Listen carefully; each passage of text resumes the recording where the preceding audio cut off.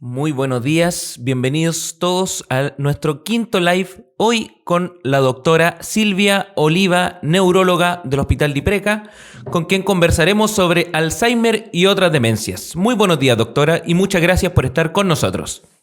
Gracias a ustedes por la invitación y poder participar en este evento como para poder aclarar dudas y también darles el aviso de que el día 21 de septiembre se celebra a nivel internacional el Día de la Enfermedad de Alzheimer. Perfecto. Para comenzar, doctora, la primera pregunta es la diferencia entre el Alzheimer y la demencia. Perfecto. Eso es muchas veces las personas plantean o se piensan que son sinónimos, pero en realidad las demencias son un conjunto de enfermedades que dañan el cerebro y que van provocando pérdida de algunas de las funciones que son importantes para nuestro desarrollo personal, social, principalmente la memoria, empiezan los olvidos, pérdidas del lenguaje, pérdida del juicio, del razonamiento, que son lentamente progresivas y que a la larga van desarrollando, van perjudicando el funcionamiento de las actividades de la vida diaria de las personas. Afectan principalmente a los adultos mayores. La enfermedad de Alzheimer es una enfermedad que es la causa más frecuente de demencia a nivel mundial. Más o menos son entre el 50 al 60% de los casos. Esta es una enfermedad también degenerativa, o sea, se van perdiendo las neuronas que ayudan en cuanto a la memoria, al aprendizaje, el lenguaje, y es súper lento en el tiempo. Y lamentablemente es una enfermedad que no tiene cura. Ahora, también se confunden muchas veces los conceptos sobre demencia senil. Muchas personas plantean, tengo demencia senil. Ese es el término antiguo para referirnos a la enfermedad de Alzheimer y se plantea en personas que cuando aparece sobre los 65 años. Ese es como el tope más o menos que tenemos como para hablar de este tipo de enfermedad. Perfecto. Le recordamos a todas las personas que están conectados en este momento que pueden hacer llegar las preguntas porque al final de la entrevista se la realizaremos a la doctora. Siguiente pregunta, doctora. Tipos de demencia. Excelente pregunta porque las personas, muchos piensan que solamente existe la enfermedad de Alzheimer, pero existen varios otros tipos. La más frecuente, la enfermedad de Alzheimer, entre un 50 y un 60%, pero le siguen, dependiendo de los países y frecuencia, la demencia vascular. Esta es secundaria a lesiones en el cerebro mismo, ya sea por infartos, hemorragia, que pueden ocurrir en áreas que son primordiales o básicas, tanto para la memoria, el lenguaje. En segundo o tercer lugar podemos encontrar las demencias de tipo que son llamadas de frontotemporales. En este caso es una demencia que aparece en personas más jóvenes, generalmente menores de 50 años y se inicia con trastornos en la conducta, con trastornos conductuales socialmente que no son aceptados o cambio en su personalidad. Y por ese motivo generalmente este grupo de pacientes empieza a consultar primero con psiquiatría. Después podemos tener otras demencias que también son asociadas a otras enfermedades neurológicas como la demencia que observamos en las personas que tienen Parkinson o las demencias también que pueden ser secundarias a traumatismos cráneoencefálicos. Y hay un grupo que se llaman demencias mixtas en que tenemos mezcla de enfermedad de Alzheimer, demencias vasculares y otras que son menos frecuentes. Hay un grupo pequeño de demencias que se llaman demencias tratables, ¿ya? Entonces de ahí la importancia cuando nosotros estamos con nuestros pacientes de solicitar los exámenes y el estudio que se les realiza para poder pesquisar este tipo de enfermedades, que si uno les da el tratamiento, uno puede revertir el daño. Y dentro de ellas contamos con, por ejemplo, las enfermedades médicas, los problemas de la tiroides, los déficits de vitaminas, enfermedades de los riñones, la misma diabetes cuando está muy descompensada. Los traumas, a veces nuestros adultos mayores usan muchos fármacos y un golpe tan leve como golpearse en la puerta puede ocasionar lesiones dentro de un cerebro que tiene daño y podría manifestarse también con un deterioro, pero en este caso sería como más rápido en evolucionar, a diferencia de la enfermedad de Alzheimer, que como les dije, que es mucho más lenta. Estupendo, doctora. Hablemos un poquito sobre las señales de advertencia ante estas enfermedades. Perfecto, esa es una pregunta muy importante porque como la enfermedad de Alzheimer no tiene tratamiento, no tiene cura, tenemos que tratar de proteger nuestro cerebro lo máximo posible para que si me va a dar una de estos tipos de enfermedades, sea lo más tarde posible. Entonces, para eso, para poder evitar... ¿Me puedes repetir la pregunta? Se me olvidó. Las señales de advertencia. Perfecto. Las señales de advertencia para darnos cuenta cuando una persona o un familiar está teniendo problemas de este tipo. Lo primero que se da cuenta la familia en que empiezan a estar más repetitivos en su discurso, en sus preguntas. Preguntan una vez lo mismo. Papá, te dije que vamos a ir al médico en 2 horas más. Pasan 10 minutos, vuelven a preguntar lo mismo. Eso les llama mucho la atención. También empiezan a perder objetos. Si no dejan sus objetos, su monedero, su llave en lugares precisos, los guardan y no los encuentran. Pero ¿cuál es la diferencia en este caso? Porque a todos nos puede pasar de que se nos puede olvidar la llave, no me acordé porque no estaba atento. En el caso de las personas que uno sabe que están teniendo un envejecimiento que no es normal, ellos no pueden retroceder y pensar en los pasos anteriores que hicieron. O sea, ya entré a la cocina, fui a tal parte, entonces, lo dejé ahí. O después recuerdan, en las personas que tienen este problema definitivamente se olvidan y dan vuelta a toda la casa y no las encuentran. Lo otro también es que empiezan a dejar cosas olvidadas en lugares inadecuados. Un ejemplo, por ejemplo, bien absurdo, pero para que les quede claro, dejar, por ejemplo, la plancha en el refrigerador. ¿Ya?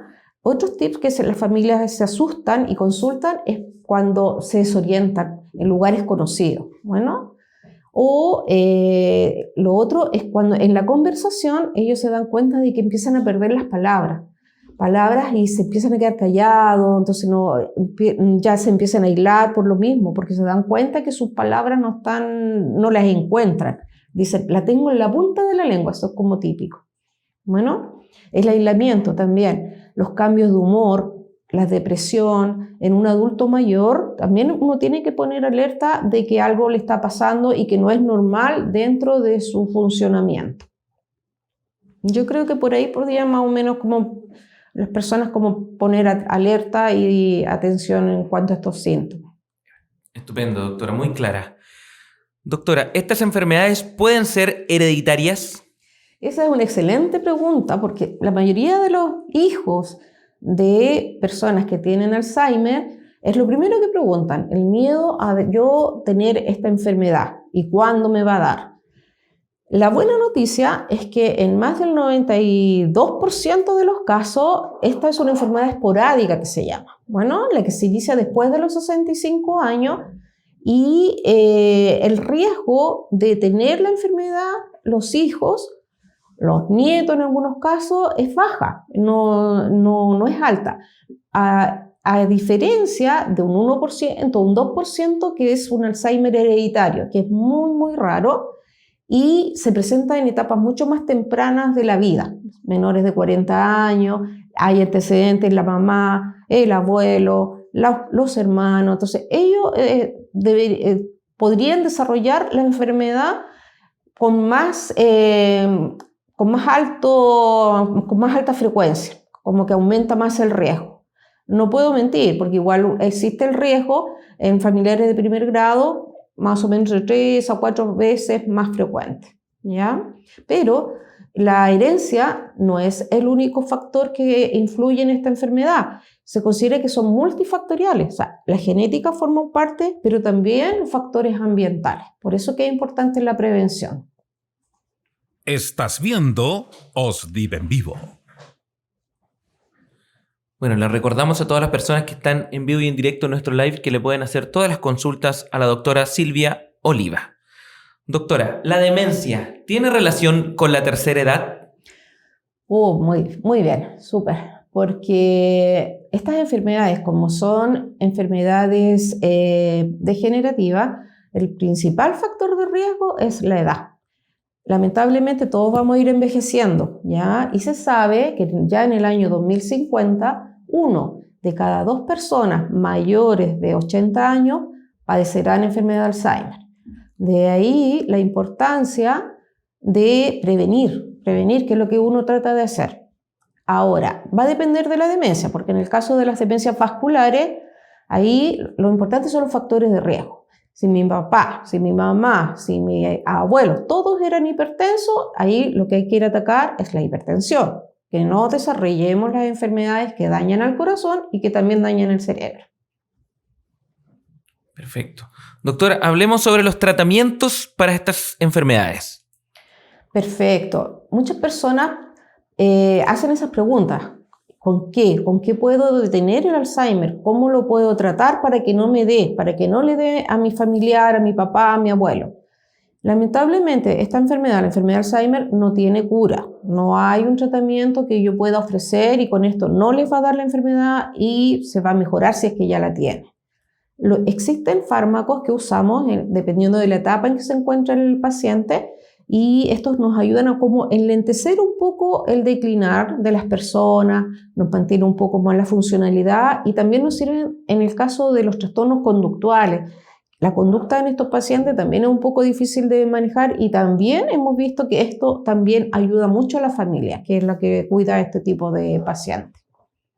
Y en el caso de la demencia vascular, ¿por qué hablo tanto de la demencia vascular? Porque en nuestro país, nosotros en el servicio de neurología recibimos muchos pacientes vasculares, ya eso llama mucha la atención. Y como nuestro hospital es de adultos mayores, tenemos que tratar de prevenir. ¿Y cómo prevenir? Controlando los factores de riesgo, la hipertensión, la diabetes, el colesterol. Perfecto. Doctora, lleguemos un poquito aquí al Hospital de Ipreca. Cuéntenos sobre el equipo humano, el equipamiento, la tecnología. ¿Con qué contamos acá en el servicio de neurología del Hospital de Ipreca? Perfecto. Nosotros formamos parte de un equipo multidisciplinario. Somos varios neurólogos los que trabajamos acá en el hospital. Hay un policlínico que se dedica a evaluar pacientes con olvido, llamémoslos olvidos, fallas de memoria. En ese policlínico realizamos evaluaciones clínicas, test de screening, solicitamos exámenes de laboratorio, imágenes, para poder buscar lo que les había dicho anteriormente, que era buscar causas que podamos ayudar a nuestros pacientes para mejorar lo que es tratable. Bueno, en cuanto a la tecnología, a todos los pacientes que consultan le pedimos imágenes y estas imágenes pueden ser escáner, resonancia, dependiendo de la patología o del paciente. Y eso nos ayuda para los diagnósticos diferenciales, o sea, poder descartar, como les decía previamente, a lo mejor una lesión vascular, a lo mejor un hematoma subdural, a lo mejor un tumor, que eso tienen otro tipo de tratamiento. Y en casos especiales hacemos estudios de líquido cefalorraquídeo, que son en casos principalmente de personas más jóvenes, cuando empiezan a desarrollar las enfermedades en forma más precoz. En cuanto al equipo humano, también tenemos algo muy importante, que yo creo que eso a nosotros nos enorgullece. Principalmente contamos con 3 neuropsicólogas, ellas son excelentes profesionales y nos ayudan haciendo las evaluaciones más detalladas. Bueno, ellas se dan el tiempo porque los hacen entre 2, 3 etapas y evalúan la parte que está específicamente alterada, el grado, y nos sirve también para el seguimiento. Lo pedimos al inicio y lo vamos controlando una vez al año, cada 2 años, dependiendo cómo vaya evolucionando la enfermedad. Y también contamos con otra cosa que es muy importante, que no todos la tienen. Contamos con 3 terapeutas ocupacionales, uno de ellos es Oscar, que trabaja con nosotros en el servicio de neurología y nos ayudan ellos 3, Irma y Andrés, en la parte ambulatoria. Muchas veces estos pacientes todavía tienen la capacidad de cómo usar estrategias y se les enseñan estrategias en las etapas iniciales para que puedan seguir lo más funcional posible. Bueno, y también, que es muy importante, está el otro lado de la moneda, que podríamos decir, que están los cuidadores. Los cuidadores son las personas que están 24/7 con los pacientes. No todos tenemos la posibilidad a lo mejor de tener nuestros adultos mayores que tienen estas enfermedades, a lo mejor en un hogar protegido, en una casa de reposo. Son muchas veces las hijas, los esposos, los que tienen que estar a cargo de ellos. Entonces ellos también se dedican al cuidador. Ahí ha aparecido con relación a este avance y al número de pacientes que tenemos con demencia, una enfermedad, que es el estrés del cuidador. Entonces ellos se encargan de poderles darles tips a los pacientes para que puedan, a los cuidadores, como para manejar principalmente los problemas conductuales, que son difíciles de manejar muchas veces y son uno de los motivos de institucionalizar a estos pacientes. Yo creo que contamos con un buen equipo y organizado. Estás viendo. Doctora, llegó el momento de las preguntas del público. Hemos recibido durante estos días algunas que procederé a decírselas. Por ejemplo, tenemos Natalia que pregunta ¿por qué algunas personas con Alzheimer o demencia dicen tantos garabatos? Perfecto. Sí, eso Natalia forma parte de los trastornos conductuales que presentan estos pacientes. La enfermedad de Alzheimer, que es la más frecuente y la que provocan estas alteraciones, generalmente están los síntomas cognitivos que llamamos, que son la pérdida de la memoria, la pérdida del lenguaje, del juicio, del raciocinio, y hay otro grupo de trastornos que presentan, que son los trastornos de la conducta, y dentro de eso están lo que cuentas tú, se ponen más gabarateros, o algunos se ponen más exhibicionistas. No sé, lo típico de los abuelitos que uno los ve y están sin ropa, es porque se pierde un área del cerebro que es la encargada de que esas cosas uno, si está bien, no las va a realizar. Entonces, por eso que pasan estas cosas y esos son los tips que nos ayudan también para ver en qué evolución van de la enfermedad. Perfecto. Tenemos otra pregunta de Tomás Emi, que nos dice ¿por qué recuerdan cosas de hace 20 años y no algo tan reciente? Muy bien. Eso es típico. Las personas dicen, pero si él se acuerda de todo de la vida cuando era niño, cuando estudiaba, pero lo reciente. Es porque la enfermedad de Alzheimer parte en una estructura del cerebro, que es una estructura bien chiquitita que está a los dos lados, se llama hipocampo, que es la estructura donde parte la enfermedad. En esa zona se guarda el aprendizaje y se guardan las memorias. Entonces parte en esa zona y se van perdiendo los hechos recientes. Olvidan lo que hicieron hace una hora, lo que hicieron ayer, pero si uno le pregunta por su infancia, cómo trabajaba, se acuerdan de todo. Ahora, eso es la etapa entre leve y moderada de la enfermedad, pero una vez que va avanzando, eso también se va perdiendo. Tenemos otra pregunta de Diego, que dice ¿qué tan cierto es modificar rutinas para que éstas no sean tan repetitivas? ¿Esto ayuda a no desarrollar esta enfermedad? Eso es súper importante, Diego, la pregunta que me haces, porque eso está dentro de los cuidados que uno tiene que tener. O sea, la idea es tener cómo proteger mi cerebro para que no me dé Alzheimer, que eso es una pregunta muy importante. Lo más importante y lo que está demostrado es lo que estás diciendo tú, realizar actividad social. Eso significa el participar de grupos de la tercera edad, el salir, el asistir a eventos sociales, bueno, los cambios de rutina, que él aprenda cosas, que el adulto mayor aprenda cosas, por ejemplo, no sé, los juegos de azar, hacer manualidades.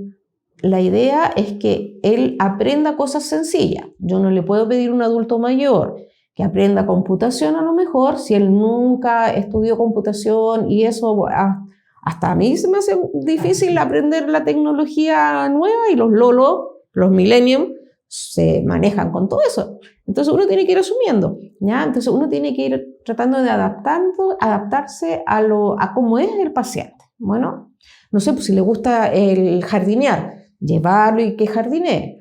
Entonces las señoras con el solo hecho de ir a los grupos de la tercera edad en que le enseñan manualidades, conversan, se ríen, eso ya es estimular el cerebro y hacer otra cosa. Ahora, Aparte de cambiar en la rutina, como decías tú, el hacer deporte. Eso también está demostrado que protege el cerebro. Ahora uno dice, ay, pero si yo nunca he hecho deporte. Yo tampoco, soy muy mala para el deporte. Pero lo ideal, que si antes cuando joven eran deportistas, lo ideal es que sigan haciéndolo a su medida.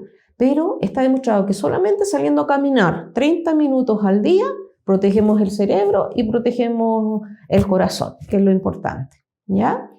Y también la estimulación cognitiva, o sea, por ejemplo, decirles que lean, que escriban, decirles que escuchen música, si saben un instrumento musical, que sigan practicando, los crucigramas, los puzzles, todas esas cosas nos sirven mucho.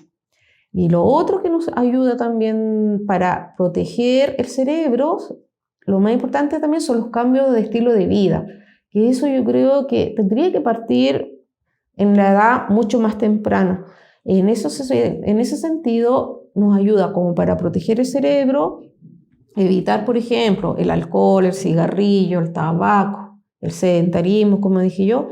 Lo más importante es dormir en la noche bien, evitar fármacos que alteran la parte cognitiva, la memoria. Nuestros adultos mayores, uno sabe que tienen una polifarmacia que llamamos nosotros. Y cuando yo los evalúo y sé que están tomando mucho remedio, les pido, tráiganme los remedios y traen una bolsa de remedios. Y dentro de eso hay muchos que dañan la parte de la memoria y la atención. Entonces, ejemplo, alprazolam, clonazepam, los remedios que se usan para dormir. Lo ideal es tratar de evitar esos fármacos si yo estoy consultando porque se me están olvidando las cosas. Yo creo que lo otro importante es la dieta. También la dieta ayuda mucho a tener un cerebro saludable y en ese sentido es importante el aumento del consumo de frutas, de verduras, legumbres, las carnes blancas, pescado, los frutos secos, tomar harta agua. Yo creo que eso es lo que uno podría hacerlo. Y eso no solamente en el adulto mayor, sino que debería ser en toda edad.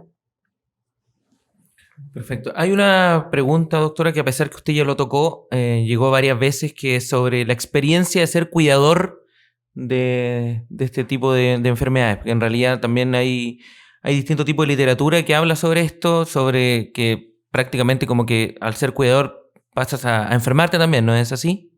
Sí. Esa es una pregunta muy importante porque muchas veces nos olvidamos del cuidador, pero ya se sabe que también forma parte importante en el avance de la enfermedad. La enfermedad de Alzheimer es muy desgastadora. No todos los pacientes tienen la misma evolución. Hay adultos mayores que evolucionan muy calmados, muy pasivos, no molestan, entonces la familia los puede tener en el hogar. Y hay otro grupo en que uno sabe que son más agresivos, más peleadores, se nos escapan en la noche o son más arriesgados porque no asumen, no están conscientes de lo que ellos están viviendo. Y esos cuidadores son los que llamamos de riesgo. Ellos desarrollan lo que les dije previamente, el estrés del cuidador.